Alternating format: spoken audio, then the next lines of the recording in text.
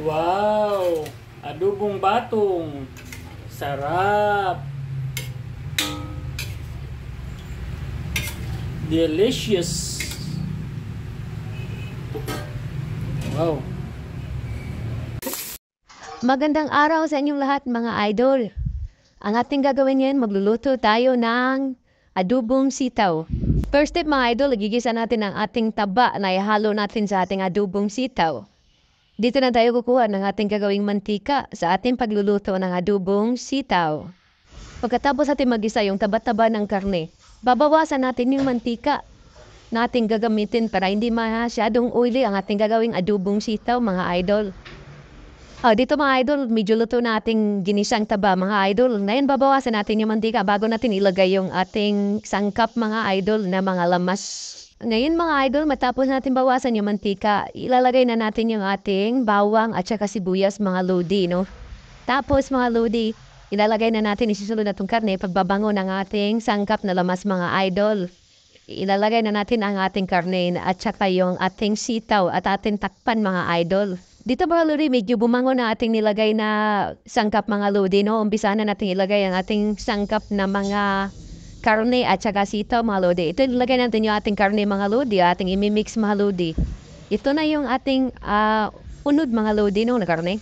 Dito mga idol, ihalo muna natin yung ating karne nilagay bago natin ilagay ang ating sitaw mga idol. Tapos lagyan natin ang toyo, lagyan natin ang mga palamuti para lalasa na ang ating ginawang adobong sitaw mga lodi. Pagkatapos natin mamix yung karne, takpan natin sandali mga idol. Tapos ihulog na natin yung ating sitaw mga idol para maluto siya ng konti mga idol. Hindi natin masyadong lutuin ito mga idol para mas crunchy pagkainin ang ating adobong sitaw mga lodi. Konting kaalaman lang mga idol no, ang ating sitaw ay nag-originate sa Central and South America. Karamihan tumutubo ito sa Peru at saka Mexico na may scientific name na Phaseolus vulgaris, na kung saan ito ay tinatawag na string beans.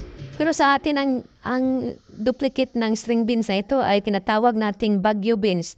Ito nagumpisa ang ating mga sitaw. Nang kalaunan ay na-discover natin mga katutubo na meron para tayong sitaw na native sa ating bansa mga lodi na may scientific name na Bigna angiculata. Ang adobo naman ay traditionally delicacies Filipino heritage culinary arts mga lodi. Balik tayo sa ating pagluluto mga lodi. Pagkatapos natin malagyan ng toyo yung ating ginawang adobong sitaw mga lodi, ay lalagyan natin ng kunting asukal mga lodi para makontrol ang alat at tabang ng ating ginagawang adobong sitaw mga idol. Dito mga lodi, ilalagay na natin yung ating kunting asukal mga idol. Tapos tatakpan natin sandali para maluluto. Pero hindi ganong matagal mga idol para crunchy pang kainin ang ating adobong sitaw mga idol. Pagkatapos natin malagay dito yung asukal mga lodi, tatakpan natin ng sandali na ilang minuto mga idol. Tapos luto ng ating ginawang adobong sitaw mga idol. Ready for kain na ito mga lodi. Imimix muna nating maigi mga lodi no, para pantay yung alat at saka tabang mga lodi. Tapos takpan natin ng ilang sandali. Ayan, luto na mga lodi. Pagbubukas ng ating takip. At dito mga lodi, luto na ating ginawa adobong sitaw mga lodi. Kunting kaalaman pa mga lodi, yung adobong sitaw mga lodi ay unang niluto ito sa clay pot. Ngayon na ito niluluto sa ating mga modern panahon, ginagawa na ito sa metal na mga lutuan. Pero nung nakaraang panahon ay ginagawa ito sa clay pot mga idol.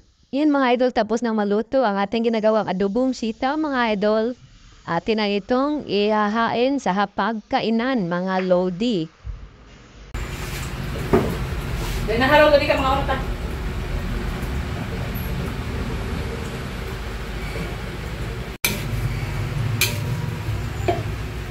Wow! Adobong batong. Sarap! Delicious! Wow!